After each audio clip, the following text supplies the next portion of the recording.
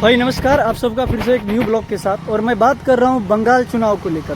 देखिए, बंगाल चुनाव ना ऐसे नहीं लग रहा है कि चुनाव बंगाल में हो रहा है, ऐसे लग रहा है कि कोई देश से युद्ध छिड़ गया हो और उसकी तैयारी जो है सीमावर्ती क्षेत्र में चल रहा है, जैसे चलता है। तो आखिर 2500 यूनिट तैनात किया गया है और जो है तकरीबन 3 लाख के आसपास जब वो सेना बंगाल में सिर्फ चुनाव के लिए तैनात किया गया। अब देखिए, सोचने वाली बात यह है कि जिस टाइम लोकसभा का चुनाव पूरा देश में हुआ था, उस टाइम जो था 3000 कंपनियां और जो है वो 3 लाख के आसपास से सैनिक तैनात किया गया था पूरा देश में। और फिर ऐसा क्या हुआ, जो बंगाल में 2500 से ज़्यादा कंपनियां और 2.5 से 3 लाख सैनिक सिर्फ एक स्टेट में दिया जाता है। तो बात सोचने वाली है बात है कि ममता बनर्जी का जो है गढ़ इस बार वो पूरा तरह से वो ढह रहा है। और खुद आप देखे होंगे वीडियो, जिसमें ममता बनर्जी का वीडियो देखने के हाव भाव से लग रहा है कि इस बार जो टीएमसी की विदाई तय है। देखिए, मैं बात कर रहा हूँ ना कि किसी एक संप्रदाय के लेके और आप किसी हिंदुत्व को टारगेट कीजिएगा तो ये पॉसिबल नहीं है, क्योंकि ये देश 100 करोड़ हिंदू का है और यहाँ पे जो है वही होगा जो हिंदू चाहेगा।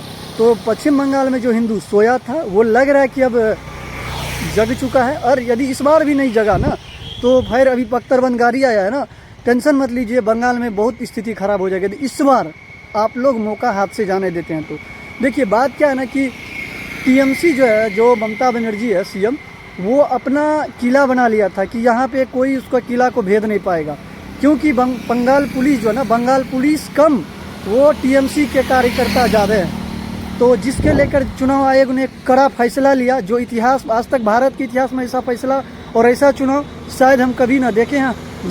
मेरा जो एज है ना उसके अकॉर्डिंग आज तक कभी नहीं देखे हैं। तो फिर ऐसा क्या हुआ जो मतलब चुनाव के लेकर इतना स्ट्रिक्ट होना पड़ा? रीज़न वही है कि किसी एक संप्रदाय की ओर आपका झुकाव हो।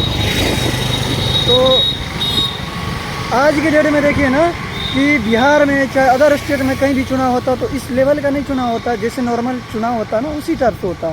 फिर बंगाल चुनाव इतना हार्ड क्यों? सोचने वाली बात है। और जो सेकुलर वाले चश्मा से है ना, जो सेकुलर है उसको भी समझना चाहिए भाई, तब तक आप सेकुलर हो ना जब तक हिंदू बहुमत में। अल्पमत में जिस दिन हो गया ना, यकीन मानो आप दूर दूर तक देखे होगे ना, या फिर आप नमाज पढ़ते नजर आओगे या फिर किसी मस्जिद में नजर आओगे पोछा लगाते। तो मेरे कहने का ये मतलब है कि आखिर कश्मीर में मैं कह सकता हूँ कि कश्मीर में यदि बख्तरबंद और उतना आर्मी को तैनात किया जाता तो एक बात है, मगर बंगाल में ये सोचने वाली बात है। कश्मीर, क्योंकि कश्मीर एक